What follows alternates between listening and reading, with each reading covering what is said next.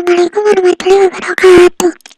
Kali ini Minote mau kasih tahu tutorial cara menggambar, cara memakai ya di Paint 3D. Yang pertama kita buka aplikasinya melalui Paint, kemudian klik ini open Paint 3D dan akan terbuka seperti ini tampilannya.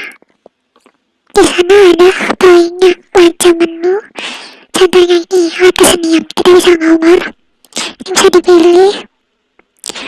Misalkan ini, itu bisa pakai eyedropper dan kita bisa pilih warna, kita tambahkan warna. Oke, kalau yang pensil spidol ini ya, kayak gini nih. Ini pena kaligrafi namanya di sini. Ini ada kuas minyak. Wah, nah ini cat air. Ini ada pensil. Ya ini penghapus ya ini ya. Ini crayon. Oh keren kan. Terus ini pena bisa. Ini kaleng semprot. Ini apa isinya? Diwarnai ini. Ya, ini kita bisa dipangkas. Terus ini ada stiker. Objek 3D, teks. Kita bisa pilih teksnya, teks yang biasa atau teks 3D yang kayak gini. Terus ada yang namanya efek. Ini kanvasnya. Kita ke objek 3D. Di sini nanti kita bisa pilih objek 3D yang disediakan di sini. Ada mode, ada objek. Kita pilih warna, misalkan kita pilih ikan deh misalnya.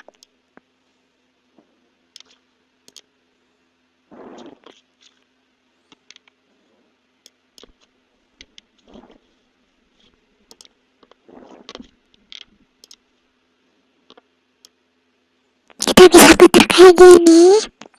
Nih tadi hasil ditampil yang ini ya. Nah kita putar gini.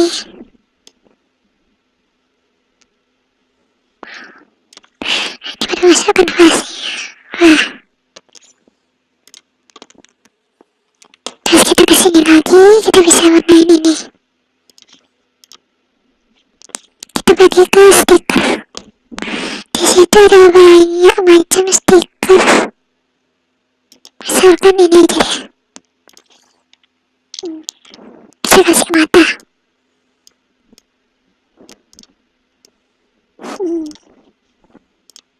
Terus kasih mulut. Oh, bisa distempel. Putar. Nah gini. Nah kita bisa hapus. Ya, bisa dihapus ini. Bisa dicoba penghapus yang lain juga. Ini ada objek yang lain. Ini juga bisa gambar sendiri. Nah di sini ada lihatnya nih. Nah, terus ini ada riwayat. Nah ini tadi yang buat objek 3D sendiri yang bagian ini nih, yang gelembungnya kayak gini pinggirannya. Beda lagi yang ini. Terus kalau yang ini itu teks yang 3D.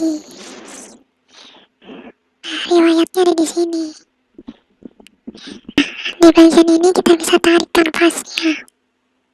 Nah, ini bagian proses kita dari layar per layar. Ini belakang layarnya kayak gini nih. Wah, keren kan? Nah, gimana? Misalkan gini. Nah, di sini. Nah, saya lihat sendiri.